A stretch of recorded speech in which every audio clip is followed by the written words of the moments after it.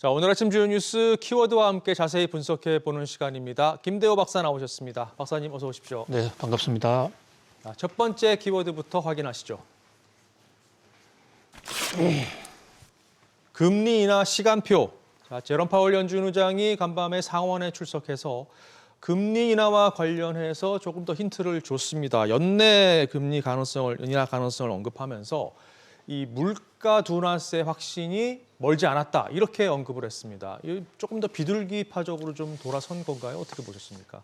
예, 지금 제롬 파월 연준 의장이 이틀 연속으로 미국 하원과 상원에 나와서 이제 반기 통화 정책에 관한 청문회를 하고 있습니다.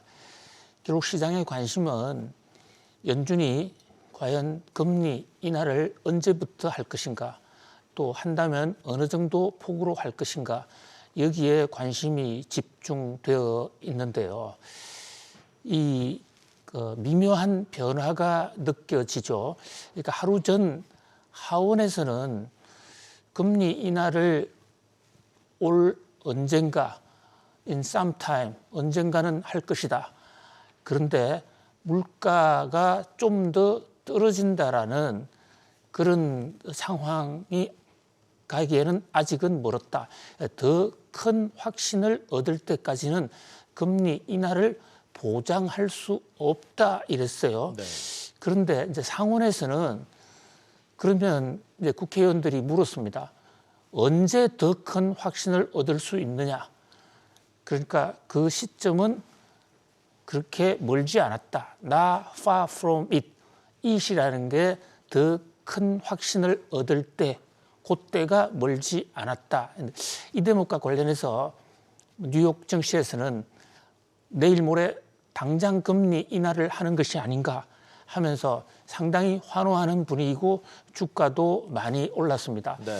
그러나 하원과 상원의 그 청문회 전체를 쭉 들어보면요, 바뀐 건 하나도 없습니다.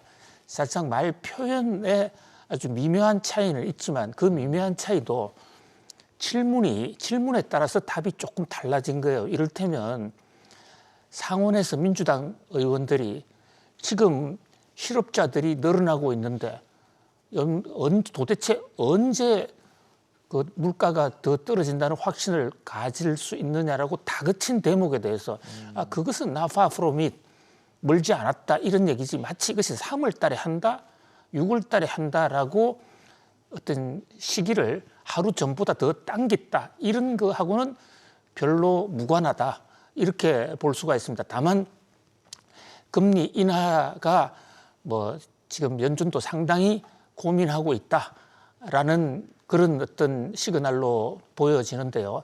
자, 세간의 일각에서는 금리 인하 시점과 관련해서 어차피 금리 인하 쪽으로 갈 텐데 3월 달에 하면 어떻고 6월 달에 하면 어떠냐. 뭐 대세는 하락이다. 그러니까 금리 발언이 나올 때마다 어떤 낙관적인 신호고 증시에는 호재다 이렇게 보는 지적하는 분들도 있습니다. 네. 이것은 하나만 알고 둘은 놓치는 우를 범할 수 있다고 보는데요. 한번 회고해 보시죠. 작년 9월 달, 10월 달 그 당시에 이미 올해 금리 인하될 것이다. 뉴욕 증시는 엄청나게 부풀어 올랐습니다. 그러나 지난해 금리 인하하지 않았습니다. 또 올해 들어서도 1월 달 금리 인하한다, 3월 달 금리 인하한다 쪽이 시카고 패드워치의 당시 그 금리 인하 배팅 비율이 90%까지 올라갔더랬어요. 그러나 금리 인하 1월 달에 하지 않았습니다. 자, 3월 달, 3월 19일부터 FOMC인데요. 금리 인하 할 것 같지 않거든요. 그래서 여기서 어떤 문제가 빚어지냐면요. 금리 인하 시점이 왜 중요하냐. 작년에 우리가 실리콘밸리 은행의 파산을 경험한 적이 있습니다. 4개 은행이 무너졌는데요. 그때 은행들이 금리 인하가 임박한 줄 알고 국채 투자를 많이 했습니다. 특히 채권 같은 경우에는요. 금리가 올라가는 시점에서 내려가는 시점으로 바뀔 때, 그때가 가장 돈을 벌기 쉬운 엄청난 수익을 올릴 수 있는 상황이거든요. 네. 그래서 투자를 했는데 금리가 안 떨어지니까 이 SVB 은행 같은 4개 은행이 파산을 하기에 이르렀습니다. 기업에 있어서도 마찬가지입니다. 지금 금리 인하를 예상하고 돈을 빌렸다가 1년간 금리 인하가 안 되니까 그로 인한 이중의 고통이 생길 수도 있는 것이거든요. 네. 부동산 프로젝트 파이낸싱이 실패한 이유 중에 하나도 금리 인하 시점을 잘 계산하지 못했던 것입니다. 물론 금리 인하할 것입니다.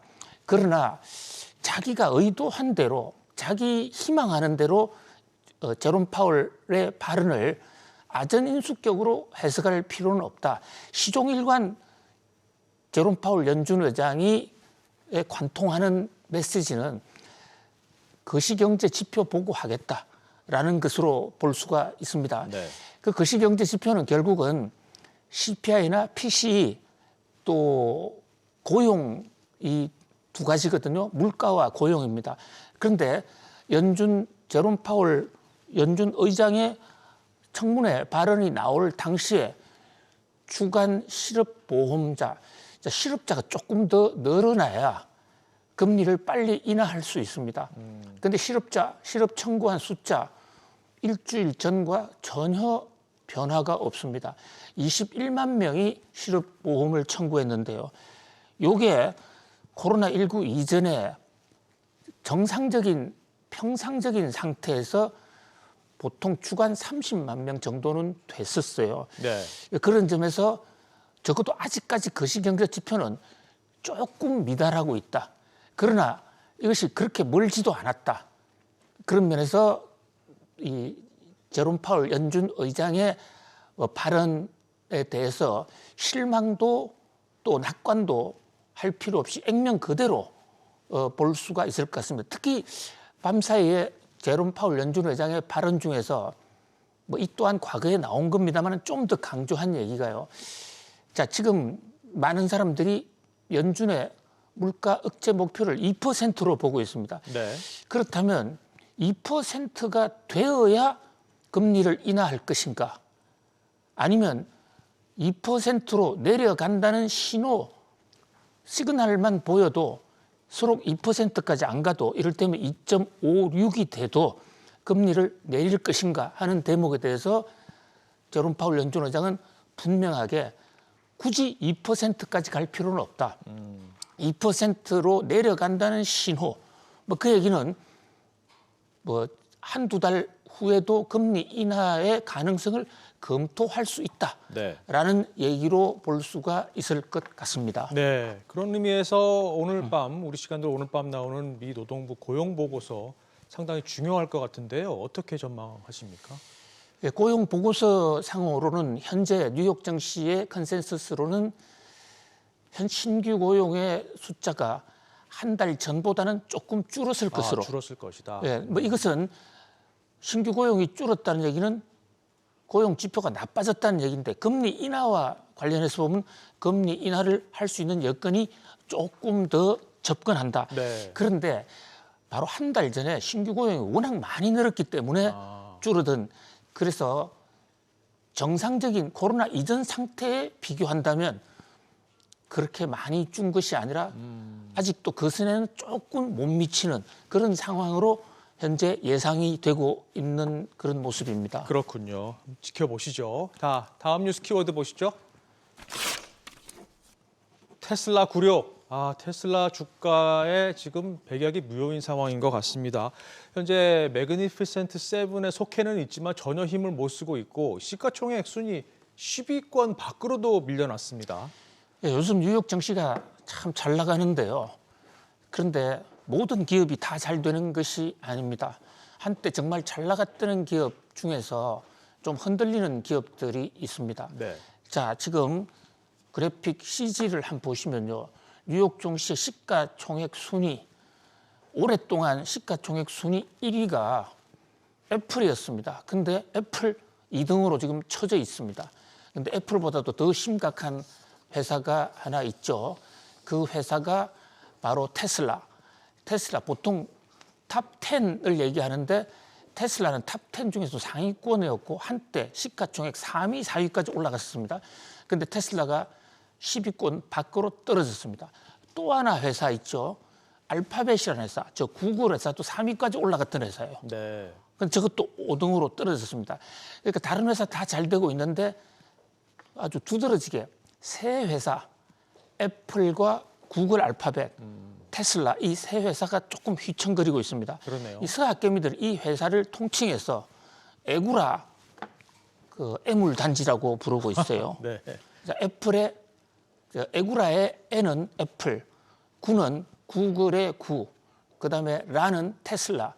이 애구라 이 회사가 한때 희망의 상징이었는데 네. 여기 많이 투자했던 서학개미는 이 회사가 조금 휘청하고 있다. 그 중에서도 애구라, 애그그 이 애물단지 세 회사 중에서 가장 심각하게 떨어지고 있는 회사는 테슬라입니다. 네. 중국산과의 경쟁에서 밀리는 또 전기차의 여러 가지 어떤 캐즘의 덫이라고 그러죠.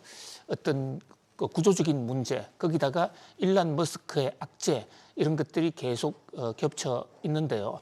과연 테슬라, 애플 또 구글이 어떤 모습을 보여줄지 좀 주목해 볼 필요가 있을 것 같습니다. 네. 자, 다음 뉴스 키워드 보시죠. 베토벤 작전. 자, 음악 얘기가 아니고요. 지금 슈퍼을로 불리고 있는 반도체 장비 업체 ASML이 본사 이전 움직임을 보이면서 네덜란드 정부에 지금 초비상에 걸렸습니다. 이 이전을 막기 위한 작전명이 베토벤인데 이거 어떤 의미인가요? 예, 베토벤 뭐 음악의 성인이라고까지 불리는 유명한 음악가죠. 네덜란드 출생입니다. 네덜란드 사람이 가장 자랑스럽게 생각하는 위인의 한 사람이죠. 네덜란드 정부가 느닷없이 베토벤 작전을 선언하고 나섰는데요. 네. 그 작전의 취지는 이렇습니다. 베토벤은 네덜란드 출신이면서 전 세계의 아름다운 음악으로 세계인들을 달랬다. 자, 지금 오늘날 현재 세계에 행복을 주고 있는 가장 위대한 회사는 네덜란드에 있는 ASML이다. 그래서 베토벤을 지키듯이 ASML을 지키겠다라는 이름으로 베토벤 작전이라는 이름을 가져왔어요. 아시는 대로 베토벤은 주로 활약을 독일에서 했습니다. 네덜란드 사람이지만 독일로 떠나갔단 말이에요. 왜 네. 떠나갔느냐? 독일이 음악할 환경이 훨씬 더 좋았기 때문입니다. 자, 지금 네덜란드에 정권 교체가 됐어요. 네. 정권 교체가 이제 우파 정부로 왔는데 이 우파 정부가 이민을 대대적으로 그 이민의 조건을 억제하는. 자, 지금 컴퓨터 CG에 나오는 윤석열 대통령의 모습, 저것은 정권 교체 전 정부입니다. 정권 교체 전 정부인데 정권이 바뀌면서 해외 이민 안 받겠다. 해외 이민에 대한 어떤 세금 혜택 줄이겠다. 또 법인세 올리겠다. 이제 이렇게 되면서 회사들이 많이 떠나가고 있습니다. 그런데 ASML이 떠나가려고 하니까 사실 이 정부가 상당히 쇼크를 받고 있는 것입니다. 자, ASML의 CEO는 숙련된 외국인 기술자가 ASML의 어떤 경쟁력인데 그들을 데려오지 못한다면 그들이 일할 수 있는 곳으로 가겠다. 아주 회사를 옮기겠다라고 선언을 한 것이거든요. 네. 그렇다고 네덜란드 우파 정부가 어떤 이민 억제 정책을 포기할 것 같지는 않습니다. 다만 ASML과 만나서 ASML에 일부 특혜를 주겠다 하는 쪽으로 이렇게 바뀌고 있는데요. 아무튼 이 정부의 정책이 잘못되면 기업이 떠나갈 수도 있다라는 것을 보여주는 하나의 좋은 사례라 하지 않을 수 없습니다. 그렇군요. 자, 계속해서 다음 뉴스 키워드 보시죠. 인플레 거지. 국내 상황도 좀 짚어볼까요? 물가가 워낙 많이 뛰다 보니까 소득이 못 따라가면서 가만히 앉아 있는데도 가난해지는 상황이 지난해 확인이 됐습니다. 특히 서민들이 좀 큰 어려움을 겪고 있죠. 예, 우리 전체 국민 전체적으로 보더라도요. 지난해 소득이 늘었습니다. GDP도 늘고 얼핏 보면 더 잘 살아졌네. 그런데 이 소득은 명목 소득과 실질 소득이라는 게 있습니다. 명목은 액면 그대로 내가 100만 원 벌었다, 200만 원 벌었다. 그것이 액면 임금이고요. 그런데 실질 임금이라는 것은 내가 얼마나 물건을 사올 수 있느냐. 네. 서로 명목 임금이 10% 올랐다고 하더라도 물가가 20% 오른다면 실질 소득은 감소한 것이거든요. 네. 자, 지금 우리 통계를 정부 공식 통계입니다. 실질 임금이 감소했어요. 실질 임금이 감소했다. 이것은 결국은 주머니 사정이 더 팍팍해졌고 물가 때문에 가만히 앉아서 거지가 됐다. 이런 얘기입니다. 그런데 명목 임금과 이 실질 임금의 그 차이가 다른 선진국들에 비해서 우리나라가 더 커요. 그러네요. 예, 미국의 경우에는 명목 임금보다도 실질 임금이 상승폭은 적지만 실질 임금이 줄지는 않았습니다. 네. 뭐 그런 면에서 최근에 우리 경제 상황, 고물가 때문에 서민들 특히 어떤 실질적으로 경제적 고통이 가중되고 있다. 바로 민생이 피폐해지고 있다. 이렇게 볼 수 있겠습니다. 네. 자, 오늘 마지막 뉴스 키워드 보실까요?